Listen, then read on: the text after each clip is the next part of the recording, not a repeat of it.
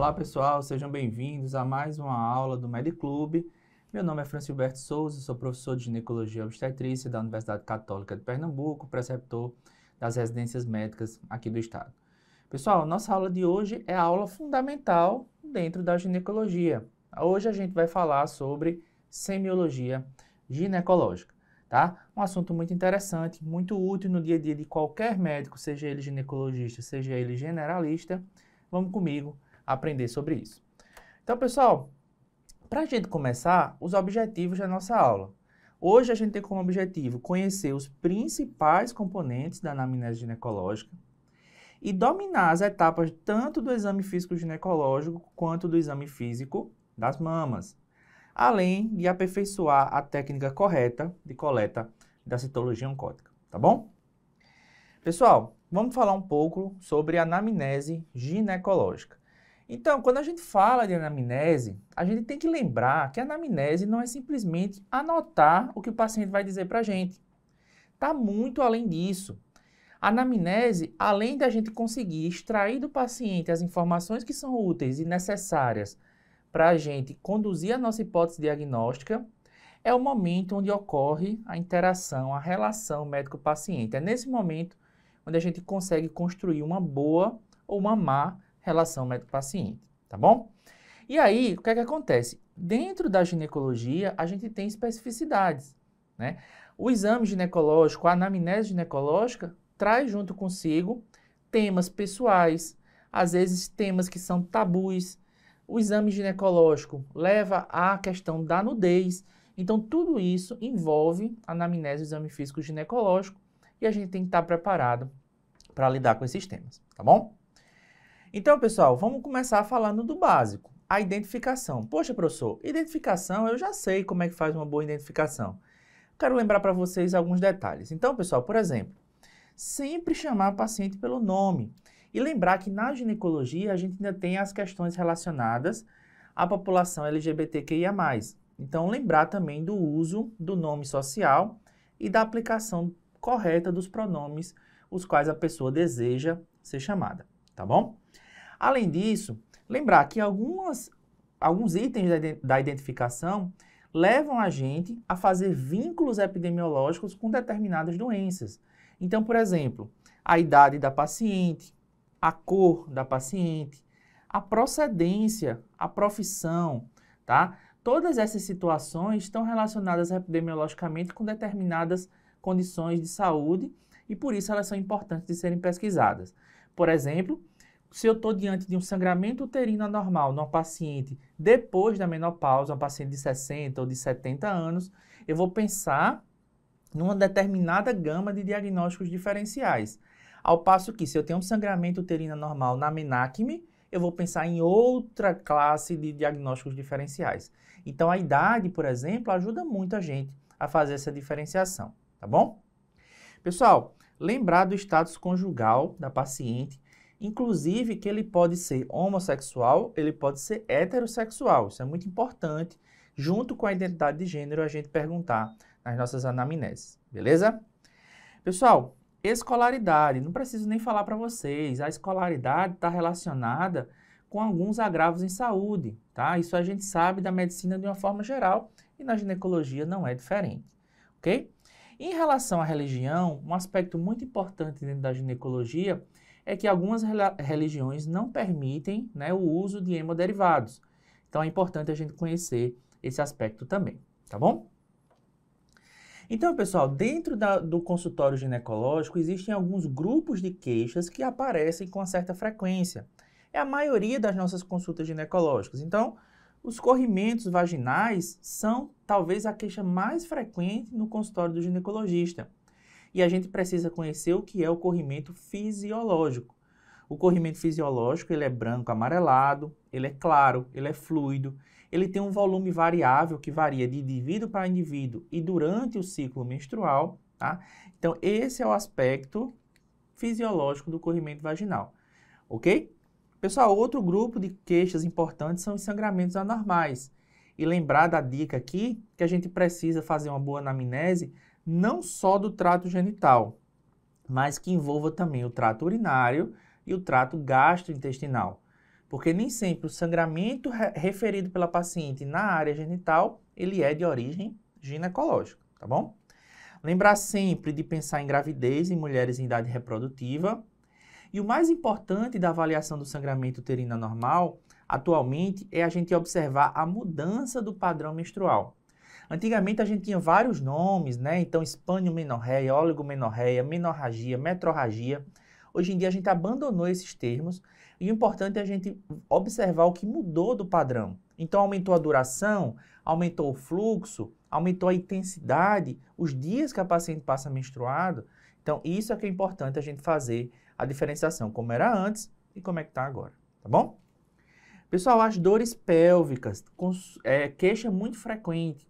E aqui a anamnese da dor é a mesma anamnese da dor que a gente faz para qualquer outra doença. Então, início, duração, localização, qualidade, intensidade e por aí vai, a gente precisa investigar da mesma forma, tá bom? Pessoal, queixas urinárias e o prolapso dos órgãos pélvicos. Aqui a gente tem uma gama de sinais e sintomas relacionados ao trato urinário inferior. E aí a gente vai pesquisando cada um deles, tá? Depois a gente vai ver isso aqui numa aula específica, ok? Em relação ao prolapso, geralmente a queixa da paciente é uma sensação de bola na vagina. Ela diz que tem alguma coisa protruindo, saindo pela vagina e a gente confirma no exame físico. Queixas sexuais, pessoal, elas são extremamente frequentes, apesar de serem pouco relatadas. Então, o ginecologista precisa perguntar ativamente sobre as queixas sexuais, senão ele não vai obter essa informação. Então, perguntar sobre libido, perguntar sobre orgasmo, perguntar sobre relacionamento conjugal faz parte da anamnese ginecológica, tá certo? E as queixas relacionadas à infertilidade. Lembrar que aqui a gente tem uma anamnese muito específica que envolve aí, ó, o tempo de infertilidade para a gente dar o diagnóstico se existe ou não infertilidade, frequência das relações, uso de contraceptivos, como era o ciclo menstrual até então e os antecedentes pessoais fisiológicos e patológicos são muito importantes nessa anamnese das pacientes com infertilidade. Pessoal, várias dessas queixas a gente vai abordar especificamente em aulas separadas, tá bom? Ok, pessoal, dentro dos antecedentes, os antecedentes pessoais não diferem muito do que a gente costuma ver nas outras clínicas. Então, uso de álcool e drogas, atividade física, alergia, comorbidades e cirurgias prévias é o básico dos antecedentes pessoais que a gente vê em todas as clínicas, tá? Da mesma forma, os antecedentes familiares. Então, perguntar das comorbidades, hipertensão, diabetes.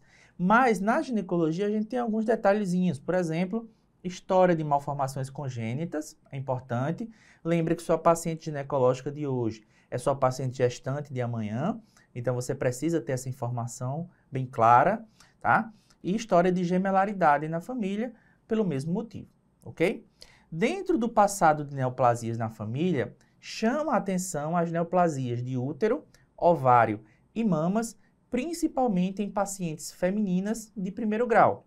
Mas lembrem, por exemplo, que o câncer de mama, quando ele ocorre em parentes masculinos da família, também é um fator de risco importantíssimo, tá bom? Dos antecedentes menstruais, o que é que a gente tem que ter o básico que a gente precisa ter numa boa anamnese? É a data da última menstruação. Então lembra, data da última menstruação é o dia onde ela sangrou a primeira vez no ciclo passado, ok? E como era o ciclo menstrual dela? Qual era o intervalo? Então o intervalo era de 30 dias, de 28 dias, de 25 dias. Duração, quantos dias ela passa sangrando? Esse intervalo e essa duração tinha regularidade ou não? Era irregular. E qual era a intensidade do fluxo? Isso é o mais subjetivo de todos. Existem formas da gente estimar a intensidade. Então, por exemplo, já precisou hemotransfundir? Já precisou ir na emergência por causa desse sangramento? Qual tipo de absorvente que você usa? Usa absorvente noturno, absorvente diurno, protetor diário, fralda, tá? Isso dá uma estimativa de quantidade, ok? Então, são estratégias que a gente usa para tentar estimar a quantidade, que é algo extremamente subjetivo, beleza? Uso prévio de métodos contraceptivos, quais usou, por quanto tempo. se teve algum efeito colateral, se não teve, por que trocou, são perguntas importantes. Queixa de dismenorreia, dor, tá, durante o período menstrual e também da síndrome pré-menstrual, aquele conjunto de sinais e sintomas físicos, psicológicos e comportamentais que ocorrem na época da menstruação, ok? Se a paciente for menopausada, perguntar a idade onde ocorreu, pelo menos a idade aproximada, e se foi de causa natural ou se foi por causa externa, por exemplo, uma cirurgia, uma oforectomia ou uma histerectomia.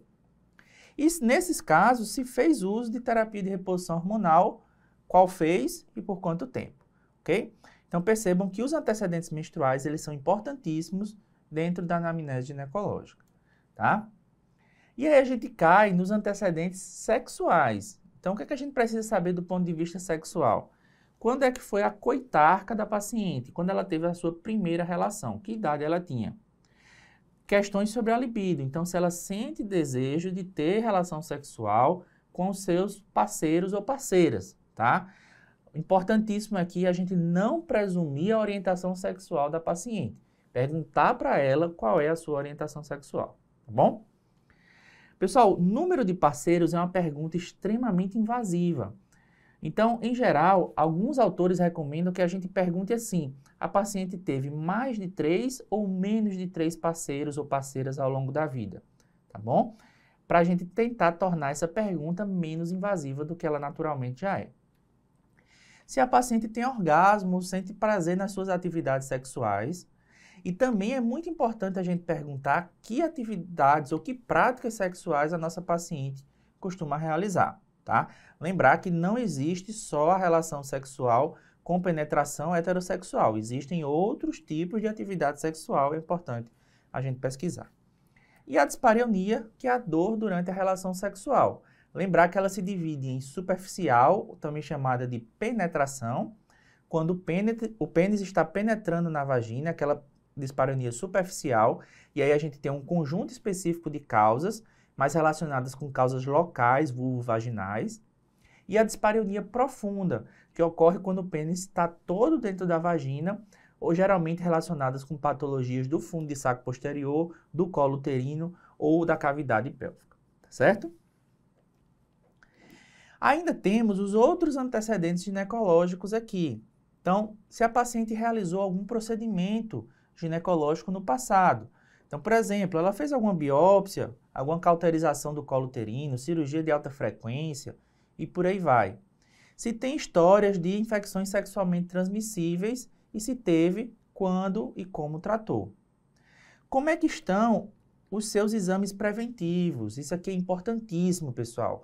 Saber se a paciente está adequadamente rastreada, principalmente por câncer de colo e por câncer de mama, ok? E se ela tem ou se já teve queixas locais de corrimentos vaginais, alterações vulvares, aqui mais comum em pacientes idosas, e queixas mamárias. Lembrem que o ginecologista, em geral, é a porta de entrada das queixas mamárias. Em geral, as queixas mamárias não chegam diretamente no mastologista, elas passam por nós antes. Então, é importante que a gente saiba fazer essa triagem das patologias mamárias, tá certo? Beleza. E, por fim, os antecedentes obstétricos. Pessoal, lembrem, vou repetir, a paciente ginecológica de hoje é a gestante de amanhã. Então, a gente precisa conhecer os antecedentes obstétricos dela, tá? Então, lembrem que a gente chama de gestação qualquer tipo de concepção. Então, a gestação uterina, a gestação ectópica, um abortamento, uma doença trofoblástica gestacional, tudo isso é contado como gestação, tá?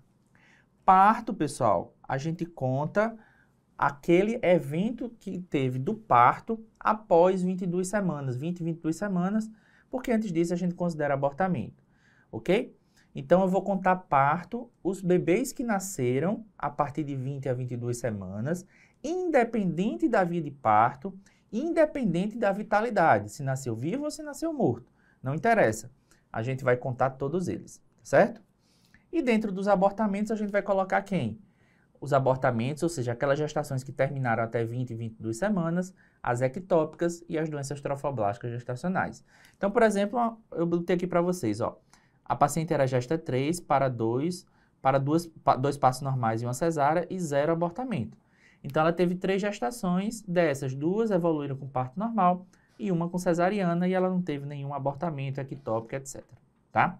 Mas, além disso, a gente precisa também saber qual o intervalo de tempo entre essas gestações, tá? Principalmente do primeiro e do último, ok? A idade do último parto é importante, porque o intervalo interpartal, a gente considera que o mínimo, assim, recomendado deveria ser algo em torno de 18 a 24 meses, ok? Qual foi o peso dos recém-nascidos? Ou pelo menos aquele que nasceu com mais peso, para a gente saber se a nossa paciente tem história de macrosomia anterior. Isso pode influenciar na próxima gestação. Como é que foi o puerpério dessa paciente? Teve alguma intercorrência ou foi um puerpério completamente normal? E se ela amamentou e por quanto tempo amamentou? Lembra que se ela não amamentou porque teve algum problema na gestação ou no puerpério, a gente pode interferir agora nesse problema para propiciar para ela uma próxima amamentação. Ou então, pessoal, saber se ela amamentou é importante porque a amamentação é fator protetor para diversas doenças maternas. Então, saber essa informação é muito importante.